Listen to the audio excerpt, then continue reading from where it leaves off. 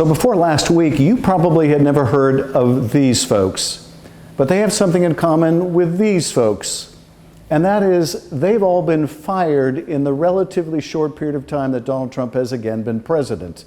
They are part of what you could call Retribution Row. That is, people that have been fired not because of any malfeasance, not because of any neglect of their responsibilities, but because the president believes that they are standing in the way of either his illegality or his lawlessness or his corruption or his simple malfeasance in office. They are not sufficiently sycophantic to the president's purposes. So he's firing them, or at least he's trying to fire them. So let's take a look at the most recent three.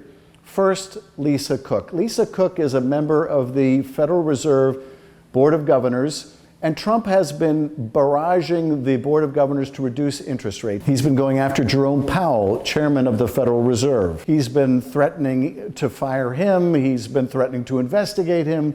In the case of Lisa Cook, first he alleged that Lisa Cook was engaged in some kind of crime, mortgage fraud, which is the president's go-to these days to make baseless allegations against people. I can speak to that personally.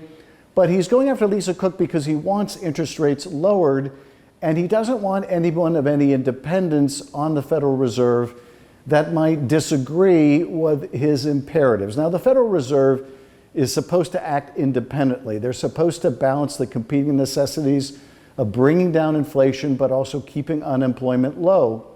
And the problem is that Trump's tariffs are pushing prices up. They are making inflation worse. And so the Fed has not been willing to lower interest rates yet.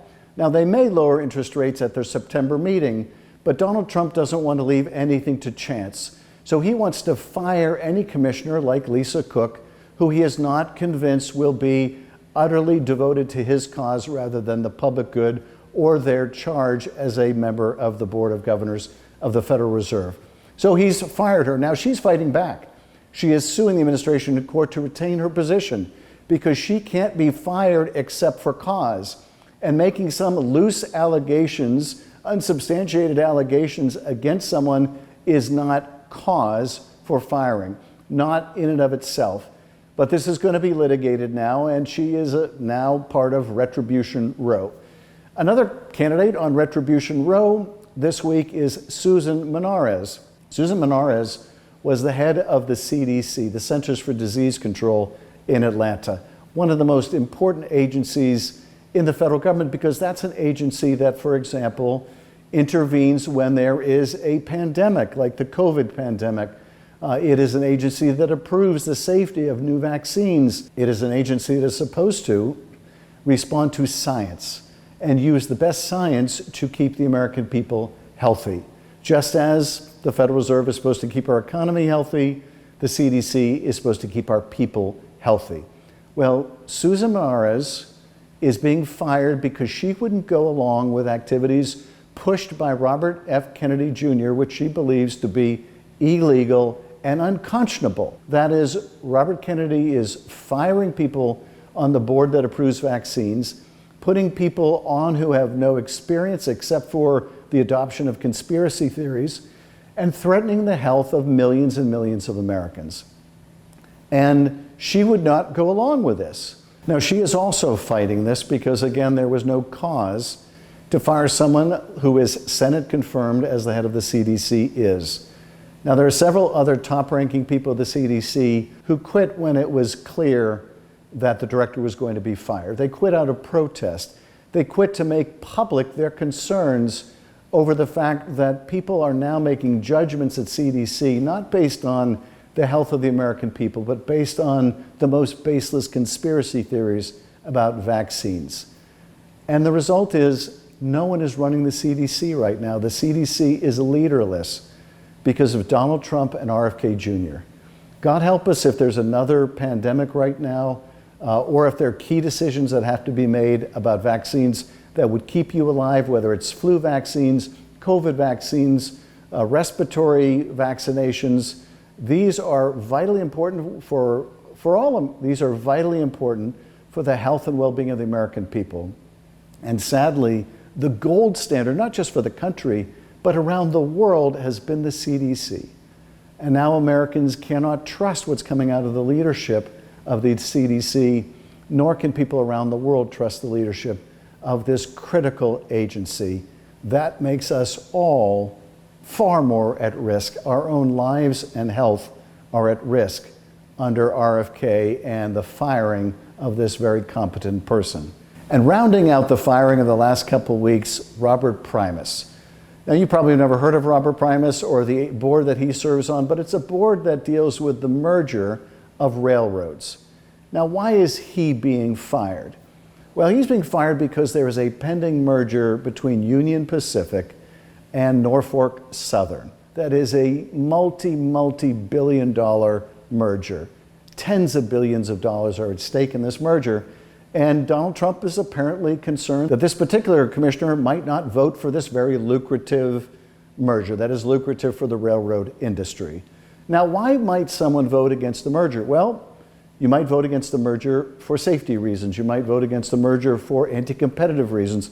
You might vote because it will raise the cost of freight or passenger transit and increase the costs for the American people, the goods that are transported or their own travel. There are a number of reasons why you might oppose a merger. Now, he hasn't spoken out about the merger yet, so this is a preemptive firing because Trump wants to make sure there's no one of any independent judgment on any of these boards or commissions or at any of these agencies who will follow the regulations, the law, or even science in making their decisions. There's only one thing Donald Trump wants from his appointees, and that is something we saw on exhibit at a recent cabinet meeting, where one after another, members of Trump's cabinet were forced to lavish praise on the dear leader. If you think this is a scene that I'm about to show you out of North Korea and people in Kim Jong-un's cabinet lavishing praise on their supreme leader, it is not.